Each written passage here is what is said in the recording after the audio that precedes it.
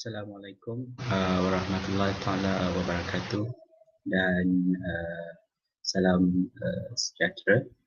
Saya Muhammad Razif bin Zakaria, pelajar PhD daripada Pusat Kajian Media dan Komunikasi. Hari ini akan membentangkan mengenai satu kajian mengenai dimensi dinamik credibility sumber dalam program Dr. Muda, yang mana penyelia utama saya adalah Profesor Madya Dr. Muhammad Mustafa dan juga penyelia bersama adalah Profesor Madya Dr. Imam Izawati Muhammad. So, ini adalah sedikit latar belakang kajian saya di mana OKIF menyatakan ataupun menarifkan bahawa kredibiliti sumber itu merupakan salah satu usaha pemujukan yang melihat kepercayaan kepada komunikator.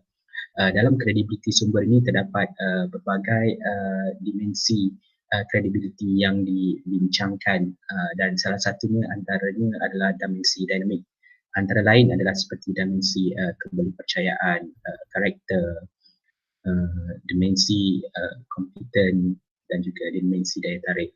So bagi below element dan juga whitehead serta white, mereka berpendapat bahawa dimensi dinamik ini ianya perlu didasari ataupun merangkumi kriteria seperti agresif, berani, bertenaga, lincah dan peramah.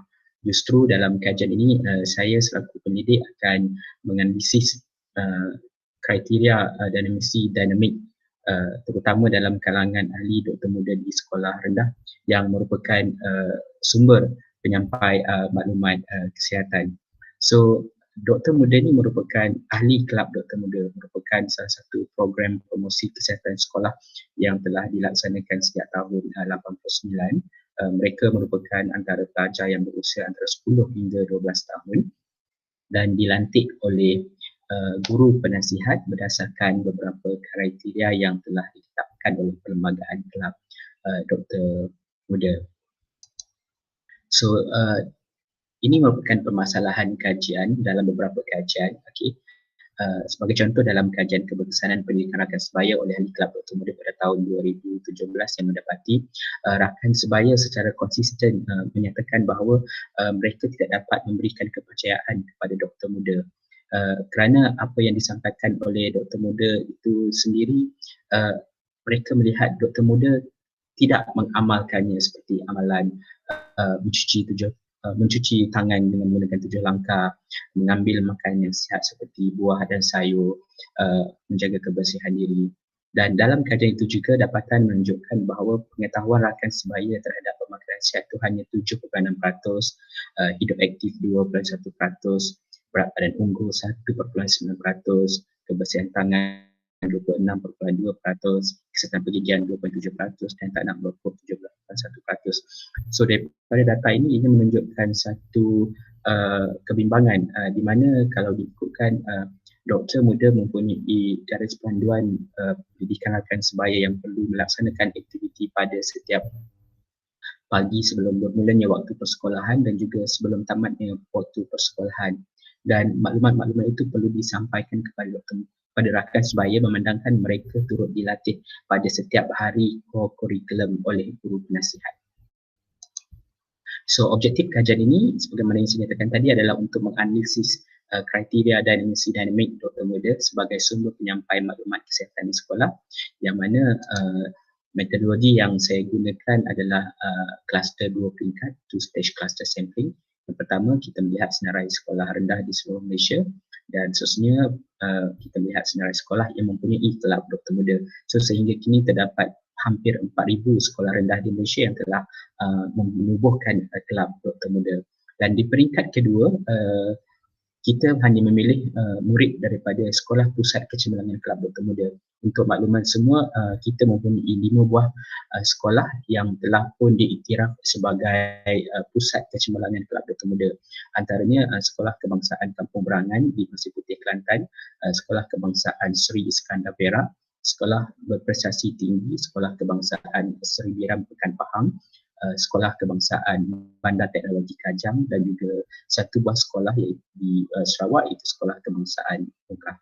So sampel dipilih daripada sekolah pusat kecemaran kelompok pemuda, dan seterusnya pemilihan murid dibuat secara proportionate sampling dan juga menggunakan guided self-administered questionnaire.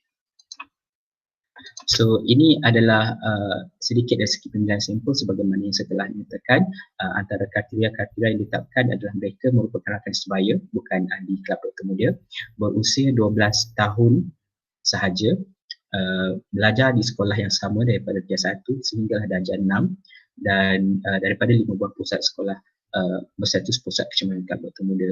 So melihat kepada keseluruhan bilangan rakan sebaya, terdapat lebih kurang 5,825 rakan sebaya. Jadi saya menggunakan jadual sampling yang dikemukakan oleh Kerenci and Morgan pada tahun 1990, di mana disebabkan bilangan rakan sebaya di 5 buah sekolah berkenaan hampir kepada 6,000 orang. Jadi saya mengambil seramai 361 orang rakan sebaya di situ kalau mengikut Kerenci dan Morgan. Walau bagaimanapun melihat kepada faktor kemungkinan ketidakhadiran ataupun tidak menjawab soalan, saya genapkan kepada 400 orang responden. So tinjauan dilakukan menggunakan borang soal selidik, di mana terdapat 5 bahagian dalam borang soal selidik, iaitu bahagian A melibatkan demografi, bahagian B melibatkan dimensi kebolehpercayaan, bahagian C dimensi kompeten, bahagian D dimensi daya tarikan dan bahagian E dimensi dinamik. So di setiap bahagian ini mempunyai beberapa soalan yang perlu dijawab. Dimensi B mempunyai 15 soalan, bahagian C mempunyai 17 soalan, bahagian D mempunyai 23 soalan dan juga bahagian E mempunyai 25 soalan. So hasil dapatan itu saya melihat satu dari segi skor min, yang mana skor min ditarikh mengikut Palen pada tahun 2010, di mana skor min 1 hingga 233 dikatakan rendah, skor min 234 hingga 367 sederhana dan skor min 368 hingga 5 adalah tinggi. So analisa dibuat berdasarkan skor min dan juga satu lagi untuk melihat kehubungan antara dimensi dinamik dan juga credibility sumber menggunakan Pearson correlation.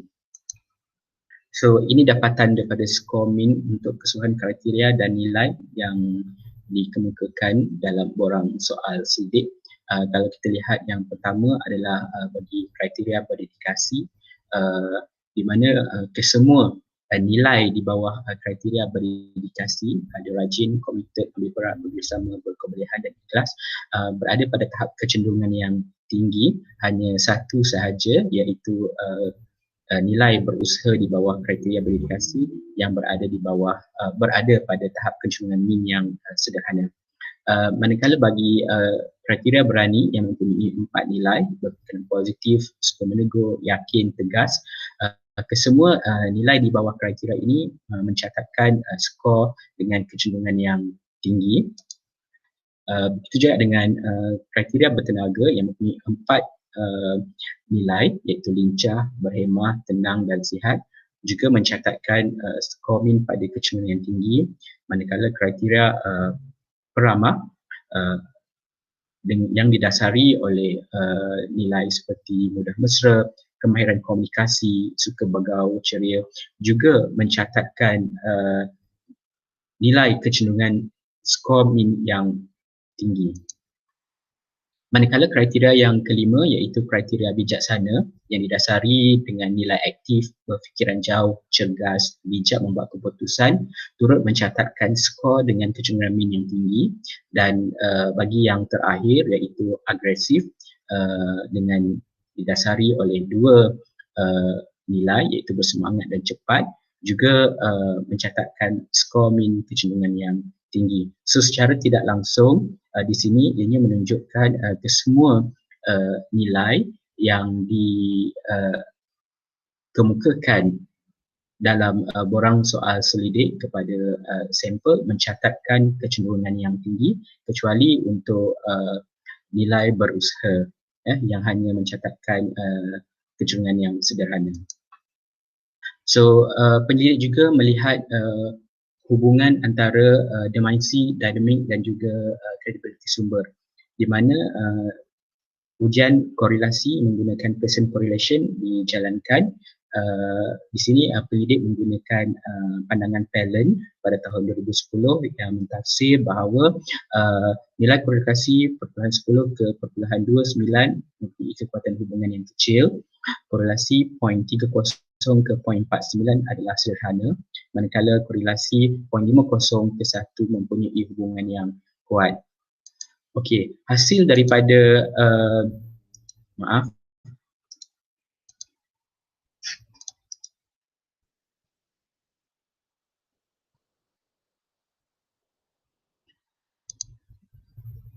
Okey, hasil daripada ujian Pearson correlation yang dijalankan bagi dimensi dinamik ni dalam melihat kekuatan hubungan,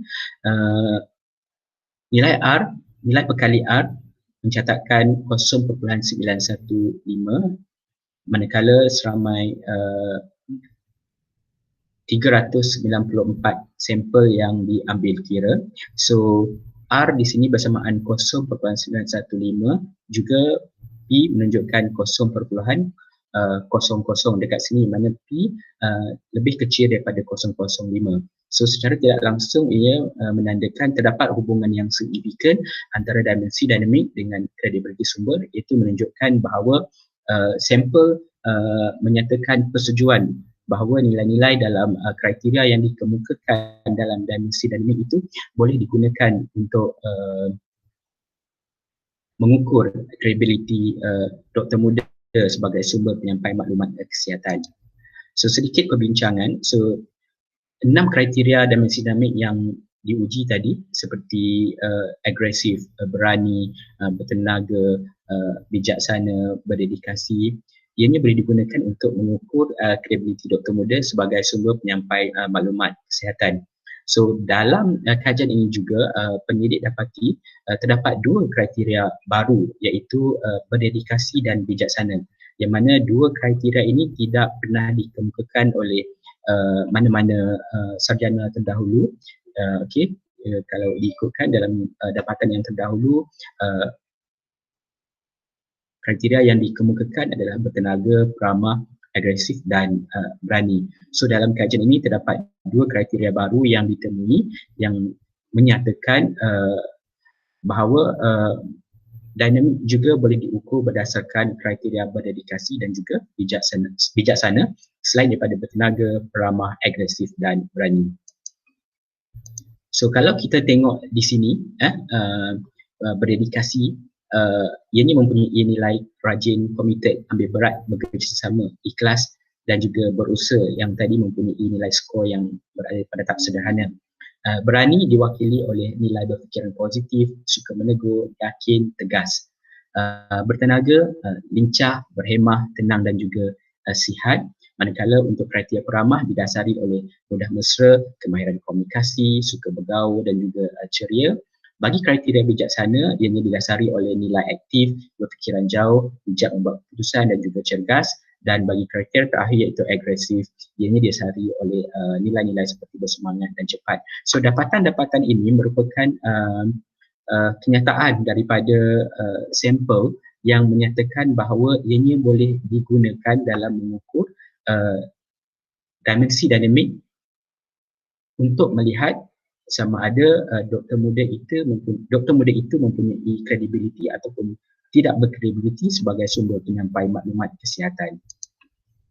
So setiap nilai yang mendasari kriteria itu dilihat turut selari dengan nilai-nilai murni yang turut diberi penekanan di sekolah, dan dapatan ini juga mengukuhkan lagi pandangan Eisine pada tahun 2006 yang mana dimensi dinamik dalam kredibiliti sumber berkait dengan karakter diri seseorang. So sebagaimana kita dapat lihat tadi berdasarkan 6 kriteria dan juga didasari oleh nilai-nilai yang berada di bawahnya, ianya secara tidak langsung berkait dengan karakter diri seseorang. So ini adalah karakter yang diinginkan oleh rakan sebaya yang perlu ada pada diri doktor muda.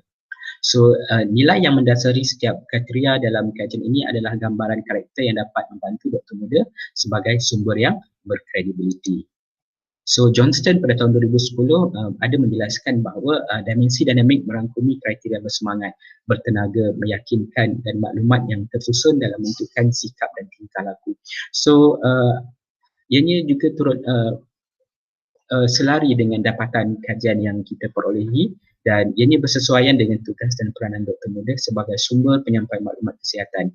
So maklumat yang betul dan tepat membantu untuk mempengaruhi sikap dan tingkah laku rakan sebaya dalam penjagaan kesihatan diri. Manakala Sylvia pada tahun 2018 menyatakan bahawa dimensi dinamik terdiri daripada kriteria tegas dan aktif. Dan kedua-dua kriteria yang dinyatakan ini turut berada di dalam nilai yang mendasari kriteria dinamik dalam kajian saya. Di mana kriteria tegas dikatakan dapat mempengaruhi cara pembawaan dalam menyampaikan maklumat, manakala sumber yang aktif mampu untuk membuktikan kemampuan memujuk kumpulan sasar. So sesuai dengan peranan ahli Dr. Muda yang perlu sentiasa kehadapan dalam menyampaikan maklumat, yang perlu sentiasa melaksanakan aktiviti, mereka seharusnya tegas untuk meyakinkan rakan sebaya yang lain untuk melaksanakan ataupun melakukan aktiviti secara sihat dan aktif dalam menyampaikan maklumat.